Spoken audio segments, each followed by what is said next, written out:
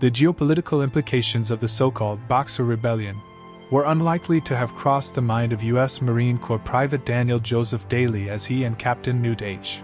Hall moved along the top of the ancient Tartar Wall surrounding China's capital city of Peking, modern Beijing.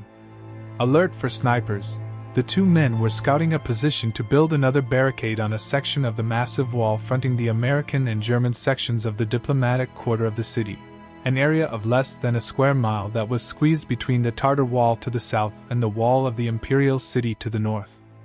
Incorporating towers and gates, the stone, earth and brick fortification built in the early 1400s was 40 feet tall and 40 feet across.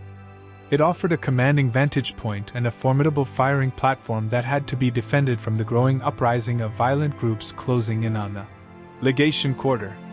A legation is overseen by a minister or envoy, as opposed to a more formal embassy headed by an ambassador.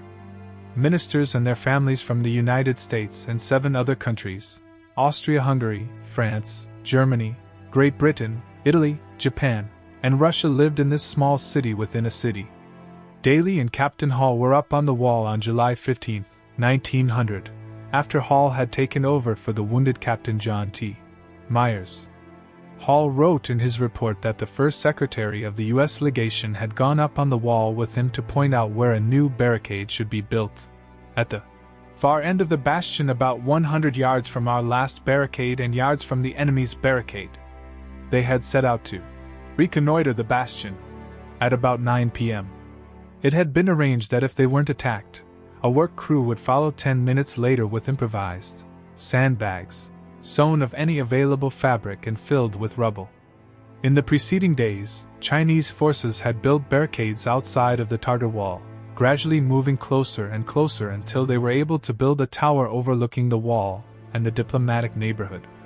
It was in leading a night attack with American, British, and Russian Marines to capture the tower, catching the Chinese asleep and killing about 2 dozen, that Myers was injured by an iron-pointed Chinese spear below the right knee. Hall and Daly waited and watched for some minutes, with no sign of an attack or the work crew. Finally, Hall became impatient and Daly volunteered to stay while the captain went back to see what the holdup was. A reluctant Hall noted in his report that, "I did not wish to leave one man in the bastion as there were stray shots flying along the wall from the front and rear." A number of complex cultural, economic and environmental factors had come together to place Daly alone on top of that nearly 500-year-old wall for a night that would become part of Marine Corps history. The trouble in the provinces surrounding the capital had been brewing for decades. By the end of the 19th century, Western European nations and Japan had carved up China into spheres of influence that led to nationalistic resentment and unrest. China's defeat in the 2 Opium Wars, 1839–1842, 1856–1860, had been a humiliation. Forced to accept unequal treaties, China was compelled to allow foreign merchants in its ports, foreign envoys in its capital city, and Christian missionaries across the countryside. As anti-foreign and anti-Christian sentiment continued to grow, exacerbated by widespread flooding of the Yellow River in 1898, followed by severe drought, popular resentment led to the formation of secret societies such as I Ho Chuan, Fists of Righteous Harmony, often called Boxers, because their martial arts practices reminded Westerners of pugilism. The Boxers first turned their rage against the Chinese Christian converts, derisively called Rice Christians, in the form of brutal ritualistic murders and church burnings. In December 1899, the beating and beheading of British missionary Reverend Sidney Brooks sent shockwaves through the West. In response to the continuing unrest, the U.S. minister in Peking requested help. From the Cavite Navy Yard in the recently captured Philippines, the gunboat USS Wheeling was sent to patrol China's northern coast in March of 1900, along with ships from European navies based at Daegu, modern port of Tianjin. The Navy's first modern cruiser, USS Newark, took over the patrol at the end of April. As widespread violence against foreign missionaries and Chinese Christians had begun to spread in the spring of 1900, Peking's population grew by the hundreds as they fled to the city for protection.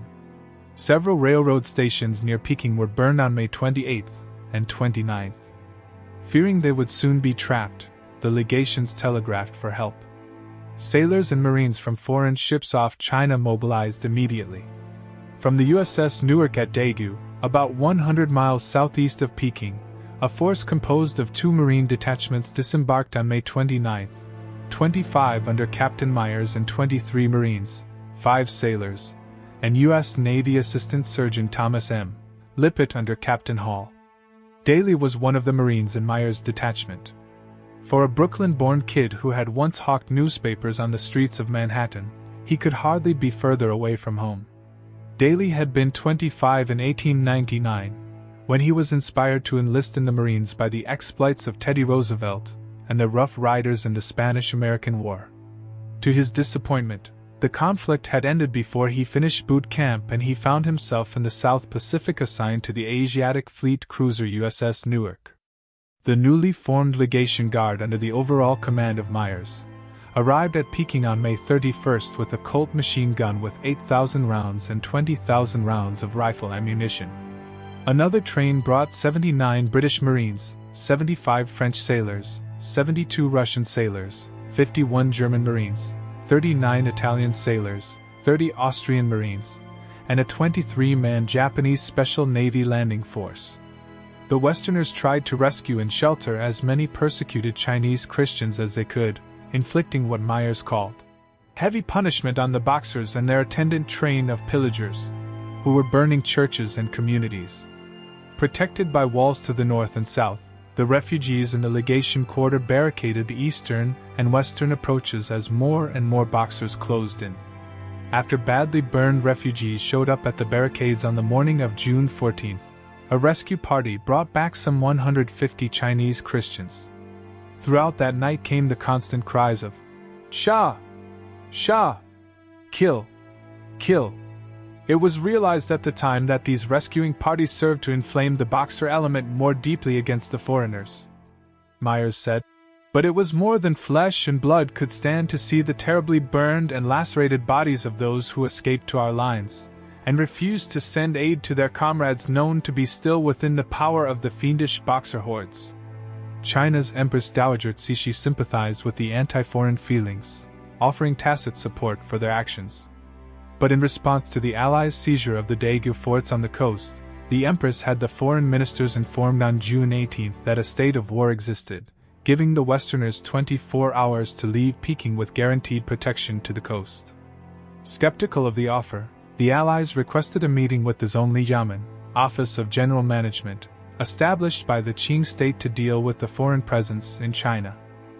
On his way to the meeting on the morning of June 20th, German Minister Baron Clemens August von Ketteler was fatally shot by an Imperial Qing soldier.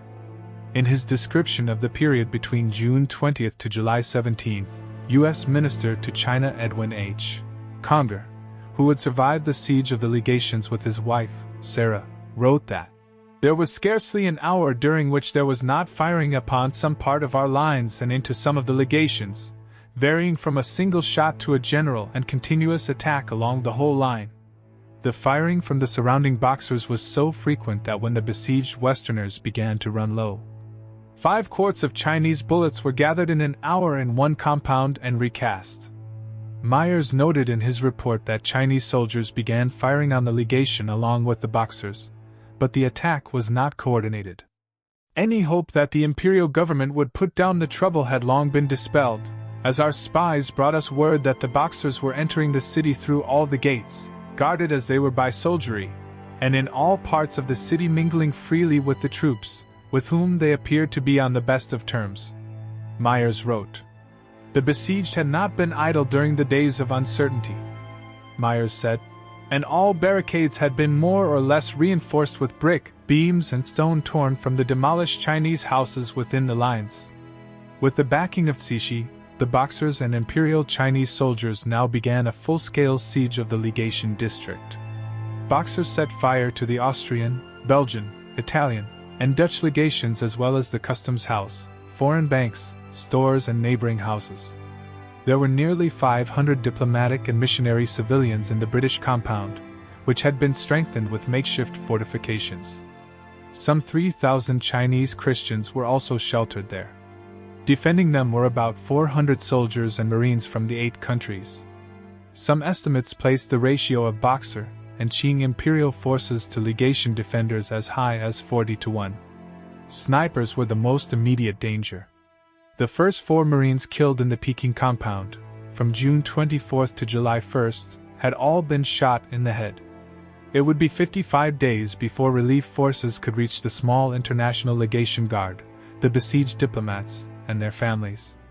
Alone on that ancient wall as a stranger in a strange land, Daly found himself caught up in a maelstrom of cultural and political ideologies that had morphed into a very real beast of destruction, burning buildings, torture, shooting and shelling, sounding sirens and lighting fireworks through the night, building towers, tunneling, all to exterminate the foreigners.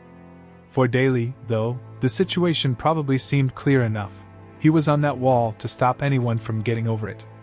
His actions that night exhibited a determination he would display time and again. Straight-backed, disciplined and tough, though only 5 feet 6 inches and 132 pounds, Daly had boxed semi-professionally as a young man.